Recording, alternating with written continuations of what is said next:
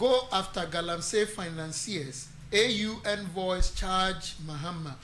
AU Envoys awomo eba edi dwuma ewo forum ase na womo de ato His Excellency John Dramani Mahama nimu womo kire mu a womo a womo yi sika ede finance Galamsey no aban no nye krado na won chichi nyina na ebeboa yie papa na yensio ye kwaye mu ene niama hodo a ye de edi dwuma no omo se no na mpenyimfo yi wo mokokasa wo bra Africa Day Celebration and Leadership Summit Kofi Annan International Peacekeeping Training Center wo mo ye adwumadie wo ho Pan African Union Agenda 2063 Diplomatic Mission wo mo ne International Association of World Peace Advocates wo mo eno mo di adwumadie we on the theme Assuring Sustainable Water, Technology, Peace and Security for Agenda 2063. One must say, Galamsey no, a idea hapa, enti Ghana by any yamam penny. Ko na kwa chichi omo mudio musika ema illegal miners no. Na se IGP Special Operation now yachini pa 74 no waka okay. Na court so Jenny GPRT chairman Amisu Ibrahim case no at the court June 1. Na Asokwa District Court Wakuma say one more Jenny a case Amisu Ibrahim or 55 or a transport operator, a member of the GPRTU. Na ya charging no with abetment of crime and threatening to harm the Ashanti Regional Chairman of the GPRTU of TUC. Na court no presided over by Honor Vida Achia Yabua and I adjourning matter no ni nyina ne say accused person no one back up. Na wamu chire mu a yenkope no yemfa ne mbra Henry Asante Esquire ne lawyer omo ka chere se wonkope bibi abrante no obi ana woman ne mbra court na na sem no yento aso ne yendi se ne be ya yebehu bebia asem no ebeko akosie. Okay, government declares okay mama share say Ghana na nya Ghana. Oh okay we nya Ghana ebreno ko nya Ghana Nigeria for normal declare ochina ni Thursday as public ye de ne ye ochina nyame ya do ma pe ochina pe ene ba say ye no enhyehyɛ ba say ye holidays ni e si ba bi ti say okuada kwa ye de kofiada. We no religious celebration. Okay. To share that yenye to say Christmas. I see man I see a Tuesday and Wednesday. Untime fan ko fiada. Say the ko fiada. Ne no ye be celebrating ya ko di holiday ni fiada. Ana say ye celebration ni nyina ya ko fiada. Nti we die ye osom. But senke ko ye say e bia Ghana holidays here you did normal holidays here day akwa kwesi benada ye no nka ye be ceremony all right but the holiday no ye be kwa fiada. Yes fiada te say ye hu the previous so we dey ye reshi anuane mu nyina balika de salda na ye nyina ye baako ye nyina ye baako edu fasting na wo mo bompa ye bobi boa wom ye mu bi fasting ye ntime nya moa wom but ya na ye sunsum ta wom achi te edu sala kese sei nsoso ya na ye ne wom a nti ai sei mbedi bi aboa wom so nkwa aduane bo abra kwabna se mu nyina mo nsa wo mu a na ede aduane bo amunye na amunsa wo mu ana ede we te ha no we ate ha na onkwa wudi ebe wode e square anyway omo ye fasting na say na ye fasting no na wuntimi nya bi kura tama abena ono de wo ye ne se omo ye fasting na oto fruit no ode amo nse tama na ye te ha na if you ho nyina no nyina ye muslims ye pena na ye nye muslim okay and out of 9 room chamber on 9 no ye pena na ye nye muslims 8 na aka no nyina ye muslims enti de no ye ne se oto fruit no a no wa chama wo ma opekodu no ape watermelon no ape just want me nya fasting ni bi Nti aye say nko chena say no. Ba. We dey ba. We dey ba. Nti say wo se fasting undi mi nye bidia. Aya wo nso show concern kire nkramufo no. Nti breso no omo nso ye wo mo de kesie ya wo nso omo be kae wo. Omo be kae wo, omo be ma onam. Na afi wo nso de adi. Ama wo de apawe nu. Wo de apawe nu. Onantwi ya begu nkran ha. Na park womo na instruction omo say yin fi kwan won de amfa na ntwie pa begu nkran ha no enya agro kora ko fa alajo de enye izero ba bi a che say space ki tuwa bi bo won say na ebi wo honom ba ebesan after sala no de fi Monday kwaro fa kurom so obehu bia unse nkramufo ye o makonchin no a na kurom nye de omo makonchi na dwadie nkoso hwa enuanom nkramufo no the commercial value the strength the commercial strength the economic strength they wield you have no idea omo eton ade omo eton nuane nya nkramufo nya ahye omo fasting ase pe no maboka no ma sha se yesu no ma sha enti nantwie se de wo kan ochina betwamu na na de na wotwe we betwamu na asa bia bedadi na asa okay yada se afia Jessica Parashid oboda kwasi province anu ati onka na nsuo no na onam he o say nsuo no me de dada na o kono na mu ye ma na fa bi honom a ya na me fa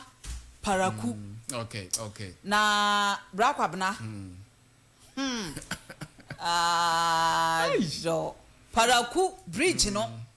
eyi Ashoman estate Christian village wonom na Christian village wo bridge na wo honom no ka nko ka ma enso na bunkama fa bridge ne so na sa bridge ne kra no enso ntoye kra no na kwahye mark ho ena ensuo asan agiegum sese no nso no ensuo ne yewremu ntam former fodada tikitu ebi peten ya na yiri brakwabna enye bete ena main road yi so no ensuo na yira wuduru ho a na still pese wo kwa de oyense obedum ka aja na de ahye na epian no ma cheka kra edu pia na ne wakos park ka ena nra video we alajo de no AMA any mpanimfo medad manen so ho a enra alajo ho no video me sure say won betimi azumi woni paako enwura bafua a wahwiegu mu twawo wahwiegu mu ekoche no we die omo aha no ne sha wo monsa no e wo so mo hwe na bridge we nso de former president Kofo former president Kofo na me nshraw bi ensuo beto a mehu alajo gata bia say papa yi wayade ha enura pensuo a enam gata no mu no ho ayema ya haye we say let me apa ho ya haye ja sebe ye ma aburo so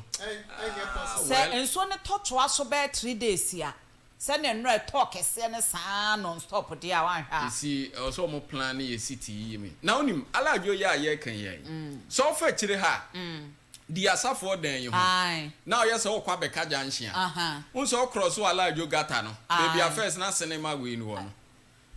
yesi ayi ahaye ayo aso central onso person om ye bridge de to gata ne so na ka timi fa so ento mo kotutu wo ma tutu ade no ho ana project na enkoso ana nsuo to a etam ana anwea wo ma hipu agu ho no ese wani na MPO beto ora Henry Cote maintaining kandao boko minim ni pa ko a wo ma wo sa adwen ni say de uni honorable wadaroma no, say originally na yes bridge this project was part of it ye gata na was ngom ye bridge na to so some ye bridge na na adilea ehun hia in the sense say kwasi sa kwan no enko can't be faso empie te sa be ka junction enko ba bia ekopem epim onya cross bridge na kwa na pem oh that enti ka na ekwo he ankasa unless e be e faso akoni fie dia epim Zefia, unya cross bridge no ano. Asa na ebia engineering works na oma ye no. Omo be pai ato. They want to useless ehun hia.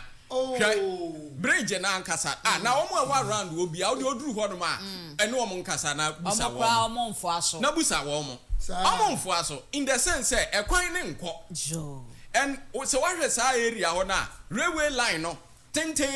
every aveno wa betwamu ho. Enti kan crossumpo na de wakote se bi anka ka atimi de ko fidelity for dan ho ana abeka junction ho kra anka abeka se yenya bridge ne nto gata no so no mo fan cross e kwa ne nko o cross bridge na there is no road enti wo ye bridge ne de akon no ka na fa so akon jo ana bra kwa bna yenso yesisi dan wo nsuo hu nsuo ye ka ho bi ye ka ho bi pa na ya na minimo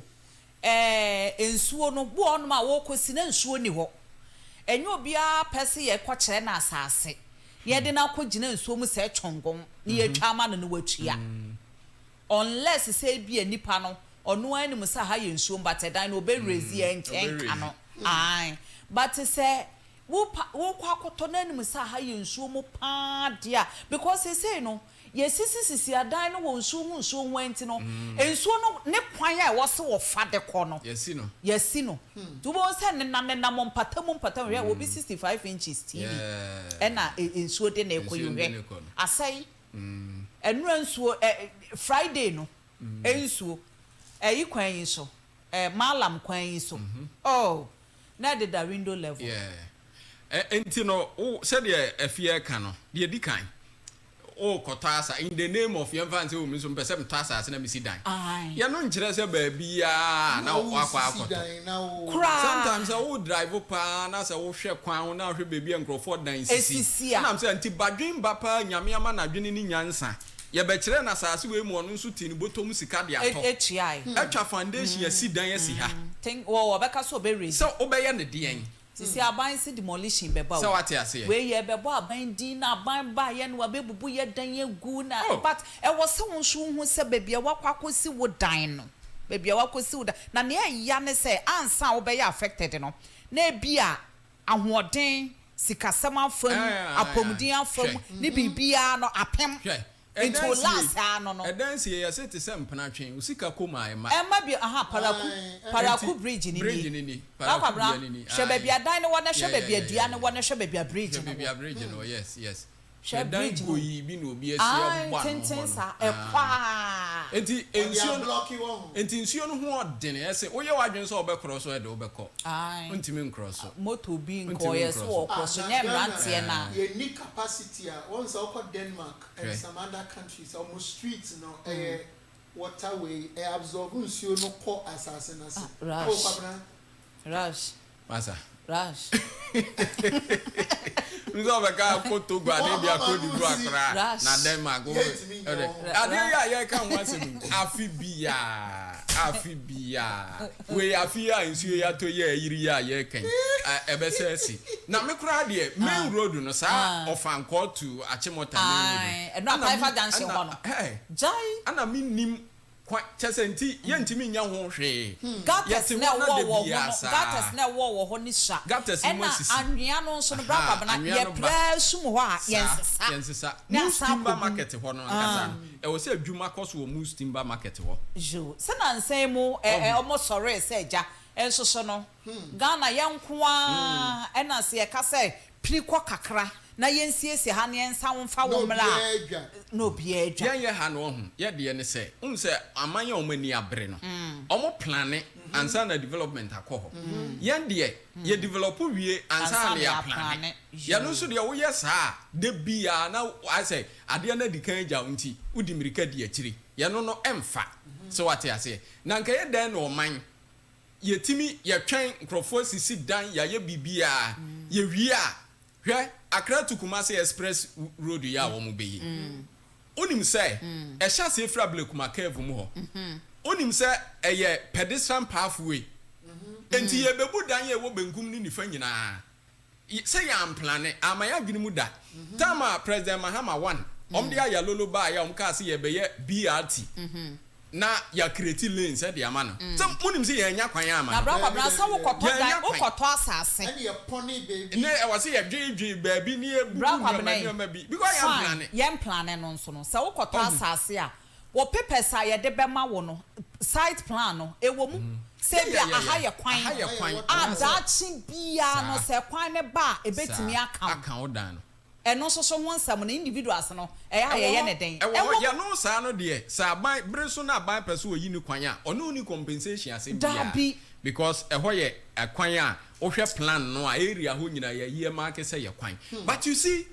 nipa baako ewo man mu a nipa kuo baako a ye niam o ma e wo se hwa wo ma pa sa wo mo e town and country plan works department what the various assembly enra some we Greater Accra regional NADMO officer ni video no a ablekuma ho ya ablekuma west papa ni say aha ya Ramsar site sir ye ba ha ne dan bie ni ha within this short period of time assembly no man crofo permit am wo ma sidan wo ho enti e wo mu say ti o se e wo mu say won na ye regional NADMO director aban we na de na ba no that but ono ani MC yi no obo ni din say Greater Accra regional minister ne mpanifo mfa nhihye nwa kwa so ni ensanhye no by now pe o say ya what you say ni enti MMDC yi se no omo ni ye problem assemblies no so na ye to so aba no eno so ka ho o se start to am so aba na nka ye den no man ye start to am so aba bra kwa bana to Ramsar site to go and put up a building Charlie ye what town country plan officer wo ho ye wo works assembly bia wo works department right hwe my building permit mienu ho adwuma baako ensawamfo me call ho no aye submit ye bibia no they followed us omu tu nipa omu di yachi omu de ye call site no so ye ya pick kura wie na ye de coordinate na omu si dabi omu ankasa de omu surveyors e be pick ye ana omu search ye na omu so okay aha enya aban asase aha enya kwam aha enya Ramsar site enya bibia tumutimisi assembly baako aye call ye no obi a mehwe asase no I'm telling you omo tena assembly ho no mo a agigi sika ye de we be ma we ombe kwa akwa ye special ye de we be ma we ebesi na woni mbebi asase no mpoda enso o mama building permit aje hu sika wie what you say enti ye assemblies na omo ne ye wo form ho no wo mo ye problem kese pa should be kitchen what you say and yesisi dan no basa we maso no de atua ha we maso no de atua ha ensuo no tope na yesu should be living what you say ni yesu is it possible say because ni pass one day these Ramsar site say it's purposely for water Ramsar site won nyoma bi say ya is it the case say to say sanya nzulezu tie no say assassin na asa wo memu ha na manfo nya bebe assassin sign kwasi ye be invest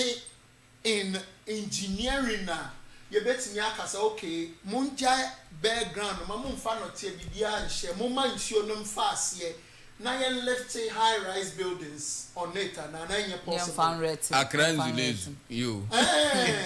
because Nzulezu okay. is a perfect example Rush dada no cry ye hu anopum asibreu ni akwabo invest Nzulezu afladia manambro so dabi ye wom timisra obi anya hwe yie in fact obi anya hwe yie say ensuo na to more than 10 minutes na wo fie na bia akwa nye gidi an ha humpie say won so wo adwuma mu atwen kakra relax na nkofom kra ansana wo fie na won ha humpie ensuo ni to gidigidi a so na na betu ama wapie depend ba bia wo no edan we no enye sebe efie a enye ayi o ehwo ye kama onim say ha ensuo to be yira fa no onim enye obi a nenimo ebi a na fe na wa current o se hu be hu edan ba bia ensuo to be yira fa ube hu be hu science wo ho bebre Ceiling so share dan ase share even around wo kra ube hu mputo bibre bi ni ade nwura bi fifi wo sa area ho ube hu kra for message ni bra 0204875875 afia Rashid ase bro good morning and greetings please I want you to ask